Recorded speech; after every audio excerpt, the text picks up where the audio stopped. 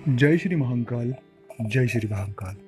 दोस्तों, आप सभी का आपके चैनल में एक बार फिर से बहुत स्वागत है। आज हम बात करने वाले हैं किस्मत, भाग्य और भगवान।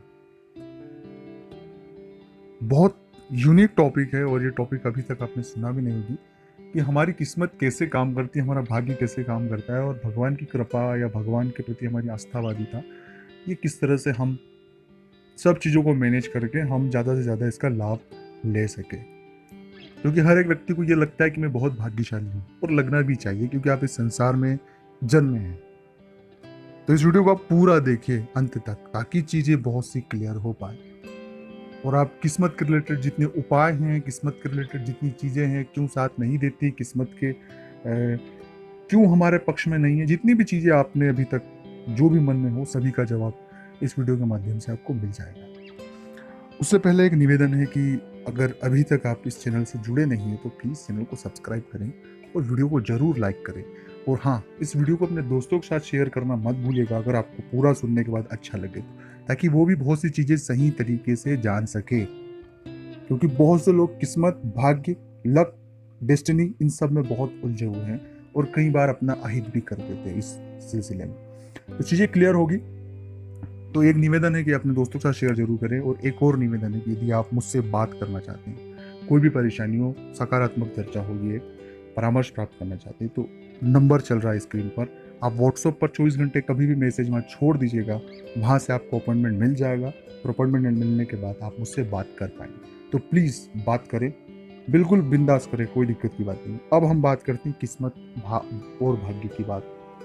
किस्मत और मेहनत और भाग्य, किस्मत और मेहनत दोनों, किस्मत और भाग्य दोनों एक ही चीज है। और मेहनत, तो किस्मत और मेहनत दोनों एक सिक्के के दो पहलू है। बिना मेहनत के आपकी किस्मत नहीं खुलने वाली और बिना किस्मत के आप मेहनत नहीं कर सकते हैं। दोनों एक दूसरे के पूरक है। अब लोगों की जो मान्यता है, बहुत से लोगों की ये मान्यता है, ज्यादातर लोगों की, और जरूर आप कमेंट्स में बताएं कि आपकी कौन सी मान्यता है। पहली मान्यता कि जो किस्मत में होगा वही मिलेगा। क्या आपकी ये मान्यता है? तो कमेंट्स में लिखिए कि हाँ, हमारी मान्यता है, पहली वाली। दूसरी मान्यता होती है कि मेहनत करो, मेहनत करो, किस्मत तो अपने आप चीजें साथ देगी। दूसरा ये ज्यादातर लोगों का सोच होता है। दो अगर आपकी ये सोच है तो ये भी आप कमेंट में लिखिए। अब हम बात ये करेंगे कि किस्मत और मेहनत दोनों एक सिक्के के पहलू है, दोनों एक दूसरे के पूरक है। बिना किस्मत के मेहनत नहीं और मेहनत के बिना किस्मत नहीं है। अब रही बात भाग्य उदय और भाग्य में जो चीजों का हो पाना से, जैसे राजयोग एक एग्जांपल है। बहुत से लोगों को राजयोग के बारे में चीजें सुनना चाहते हैं कि राजयोग क्या है। राजयोग का सीधा सा मतलब है थोड़ी मेहनत में, थोड़ी मेहनत में बहुत सी चीज पाना, जिसके लिए बहुत सारे लोग बहुत मेहनत करते हैं। तो ये भाग्य और राजयोग जो जो जिन चीजों को हम एनालिसिस करते हैं, राजयोग का मतलब ये नहीं कि आप राजा के जैसा काम काज या पाठ करेंगे। राजयोग का सीधा सा अर्थ है कि छोटी सी मेहनत में, थोड़ी सी मेहनत में आपको अच्छा फल मिलना, जो आपकी उम्मीदों से ज्यादा हो। सीधा सा बेसिक सा फंडा है। अब समझ गए? ये जो जो चीजें ये क्लियर आपकी हो गई होगी। अब हम मेन जो बात है कि किस्मत जो है वो कर्मों पर डिपेंड होती है, ये बात मानते हैं। हमारी मेथोलॉजी और हम जो चीजें हैं वो पूर्व जन्म के कर्मों को भी मान्यता देते हैं कि पूर्व जन्म के जो प्रारब्ध में किए गए कर्मों से ही हमारी आज की किस्मत डिसाइड होती है और उस चीजों का हमें फल मिलता है। लेकिन इन सभी चीजों में जो सबसे महत्वपूर्ण कॉमन चीज है कि चाहे आप मेहनत करें या न करें, या किस्मत के भरोसे रहें या ना रहें, उसमें ईश्वरी स्मरण और ईश्वरी जाप, ये दोनों महत्वपूर्ण है। आप फिर से समझ लीजिए इस बात को। मेहनत, किस्मत और ईश्वर का जप और ईश्वर का स्मरण, ये तीनों अलग त्रिकोण है। पूरे त्रिकोण में एक अलग अलग है। आप दो छोरों को तो पकड़ के रखे हैं, सबसे ज्यादा लोगों ने वो जो ऊपर का त्रिकोण जो है किस्मत, उसको बहुत मजबूती से पकड़ कर रखे हैं, और बहुत कम लोग हैं आप जैसे जिन्होंने मेहनत का त्रिकोण की मेहनत करें, किस्मत साथ होगा। और बहुत से लोगों ने ईश्वर की कृपा और ईश्वर का स्मरण जप और उसको खुद को उसके हवाले कर देना। खुद के हवाले करने का ये मतलब नहीं कि आप एक जगह बैठकर ईश्वर का हमेशा स्मरण कर रहे हैं कि सब कुछ चीजें आ जाएगी। उसके हवाले करने के बाद कि हमें वो जो मौके मिल रहे हैं, आपको जो ऑटोमेटिकली जो चीजें आपके साथ घटित हो रही है, उनकी ओर आपका जाना। आप इसको एक बार फिर से समझ ले कि आपको उनकी ओर ईश्वर की इच्छा समझ करके जाना। कई बार आपको चीजें दिखती है, सकारात्मक होती भी है, लेकिन आपके अंदर जो किस्मत मेहनत का जो द्वंद्व होता है उस वजह से आप उसे छोड़ देते हैं, बल्कि वो ईश्वर की इच्छा थी कि आप इधर आपको जाना चाहिए, क्योंकि कर्म जो है वो आपके हाथों में है। एक बात फिर से समझ ले कि कर्म आपके हाथों में है, फल उस ईश्वर के हाथों में है। और किस्मत फल अर्थात सीधी सी बात है कि वो ईश्वर की ही किस्मत जो है, हम भगवान ने जो डिसाइड किया है, डिसाइड सीधा सा अर्थ है कि जो आपने कर्म किया है उस हिसाब से आपको फल मिलेगा, और उसे ही भाग्य या लोग कर उसे ही किस्मत कह देते हैं। इसमें उलझे नहीं, क्योंकि इसमें उलझेंगे तो और उलझते जाएंगे। सीधी सी बात है। तो ये दो छोरों को पकड़ने से अच्छा कि भाग्य का जो या किस्मत का जो छोर है उस छोर पर आप कम ध्यान दें, और मेहनत और ईश्वर की कृपा, ईश्वर की कृपा से मतलब ईश्वरी जब सरल सहज लोगों का भला करना, ये गुण मानवीय गुण है जो हमने होते हैं। और इस दौर में बहुत से लोग छल कपट और परपंच और बहुत से लोग चापलूसी को एक अलग से दायरा देते हैं, लेकिन वो शॉर्ट टर्म सफलता है, लॉन्ग टर्म सफलता नहीं है। कि आप जिसकी चापलूसी कर रहे हैं, जिस व्यक्ति के पीछे दौड़ रहे हैं, अगर वो गिरेगा, क्योंकि वो उसकी जो बिसात जो जमी हुई है वो नेगेटिविटी और गलत चीज़ों पर बिछी हुई है, और वो गिरेगा तो आप बेसिकली गिर ही जाएंगे। तो कोशिश ये ना करें। एग्जाम्पल जो मैं बता रहा हूँ कि अच्छे लोग सच्चे लोग जो हैं उनकी मैं बात कर रहा हूँ। तो इस तरह से बहुत सी चीज़ें आप जो किस्मत और मेहनत के बीच जो उलझी हुई है, अब आपको ये बहुत सारी चीज़ें आपने समझ ली होगी, सिर्फ आपने सुनी होगी, आपको समझ नहीं आएगी। आप सरल से शब्दों में आपको यहाँ पे मैं एक बात कह देता हूँ कि पहली स्टेज में जितनी बातें समझे उसका यही आखिरी में निचोड़ है कि आपको ईश्वर के प्रति पूर्ण आस्था और श्रद्धावान रहकर अपनी मेहनत पर पूरा ध्यान देना चाहिए।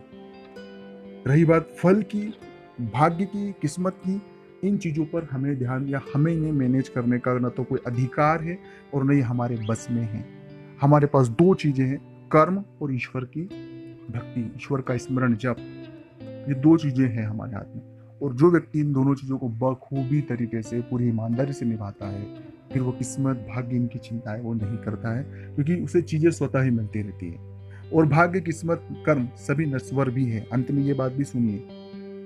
इसलिए मस्तिष्क पर असफलताओं का इतना भी चीज़ों को न लेके हम असफल हो गए तो हो गए, ठीक है, फिर से कोशिश करेंगे। और अधिकतर लोग किस्मत पर जो त्रिकोण है उस किस्मत पर बहुत ज़्यादा टिके रहते हैं। भगवान का स्मरण छोड़ दीजिए, मेहनत छोड़ दीजिए। मेहनत भी वो सिर्फ औपचारिकता पूर्ति मेहनत पर विश्वास रखने वाली बात होती है, और फिर वो चाहते हैं कि हमें सफलता उस लेवल की मिले जो संभावनाएं बहुत कम है। पूरी बात को आप गंभीरता से सुने समझे, उसके बाद ही आपके बहुत सारे सवालों के जवाब आपको मिल जाएंगे। अब हम बात करते हैं कि मान लीजिए आप बहुत मेहनत भी करते हैं, बहुत चीज़ें भी करते हैं, लेकिन फिर भी हमें फल नहीं मिल पा रहा, क्या कारण है? उसमें एक चीज़ ये होती है कि हम मेहनत जो करते हैं, क्या हम उस मेहनत में नियोजित ढंग से कर रहे हैं? क्या मेहनत हम सही दिशा में कर रहे हैं, सही तरीके से कर रहे हैं? क्या हमने हमारा पूरा 100% दिया है, या हम किसी के कहने पर, किसी व्यक्ति की आइडियोलॉजी पर, आइडियोलॉजी से मतलब है कोई व्यक्ति के द्वारा बनाया गया एक पद है उस पर चल रहे हैं? क्योंकि ये जो दौर है और ये युग है, ये नवाचार का युग है, कलयुग है दोस्तों। ये हर नई चीज जो है वो लोगों को अट्रैक्ट करती है। इसलिए अगर आप जो मेहनत कर रहे हो उसमें नवाचार कुछ भी नया होना जरूरी है। वो नया जो आपको अच्छा लगे वो जरूरी नहीं है, क्योंकि हम जो सोचते हैं वो लोग नहीं सोचते हैं। लोगों का पूरा अलग अलग माइंड सेटअप होता है, अलग अलग सोचने की क्षमता होती है। तो क्या उनको नया लग रहा है, क्या नई चीज हम मेहनत करें, क्या नयापन करें बिजनेस में, व्यापार में, जिस भी चीज में हो जो आपको सफलता की ओर ले जाए, तो ये चीज जरूर उसमें आपको ऐड करना चाहिए, जो आपकी टेक्निकल दिक्कतों में से एक है। दूसरी बात है कि कई लोग जो मेहनत करते हैं वो मेहनत करते कम है और जताते बहुत ज्यादा है। तो मेहनत ज्यादा करे और जताए कम, क्योंकि उससे हम भ्रम में नहीं रहेंगे, और जब तक हम भ्रम में नहीं रहेंगे तो बहुत सी चीज़ें क्लियर रहेगी। तीसरी बात, बिल्कुल जमीनी चीज़ें सोचें, हवा में सोचें नहीं, क्योंकि हम जब मेहनत करते हैं तो हम पूरा हवा में बहुत सी चीज़ें की वैसा हो जाएगा। और पहली सफलता आखिरी सफलता नहीं है। पहली सफलता केवल आपको मोटिवेट करने के लिए, और आप इस काम को और अच्छे से पूरी ईमानदारी से करें, उसके लिए पहली सफलता होती, न कि वो पूर्ण सफलता है। पूर्ण सफलता के लिए बहुत प्रयास लगता है। ये चीज़ें आप समझ लीजिएगा। चौथी सबसे महत्वपूर्ण है कि चाहे कुछ भी हो, उस ईश्वर पर पूर्ण आस्था, श्रद्धा और पूरा विश्वास रखें, क्योंकि उस पर विश्वास रखने से, श्रद्धा आस्था रखने से आपके जीवन की जितनी तकलीफें दिक्कत हैं उनका हल आपको मिलेगा। और हल बहुत ज़्यादा जरूरी है, क्योंकि अगर समस्या खड़ी हुई है तो उसका हल भी है, और हल देने वाला वो ऊपर है, वो आपको ज्ञान देगा कि आप इस रास्ते, या वो रास्ता निर्माण कर देगा कि आप इस रास्ते जाकर इन चीज़ों से बाहर निकल सकते हैं। तो किस्मत और मेहनत, ये दोनों एक सिक्के के पहलू हैं। इन दोनों को आप और गंभीरता से समझने के लिए मैं एक और अलग वीडियो बनाऊंगा। मुझे यकीन है कि आपको इस वीडियो में चीज़ें बहुत सी समझ आ गई होगी, चीज़ें क्लियर हो गई होगी। अगर आपको अच्छा लगा तो लाइक करें, शेयर करें और अपने दोस्तों के साथ ज़रूर शेयर करेंगे। कमेंट्स में एक राय ज़रूर लिखें, जो भी आपकी राय लिखनी हो। जय श्री महाकाल तो लिखना ही है आपको, वीडियो को लाइक भी करना है, शेयर भी करना है और लिखें जय श्री महाकाल, जय श्री महाकाल, जय श्री महाकाल।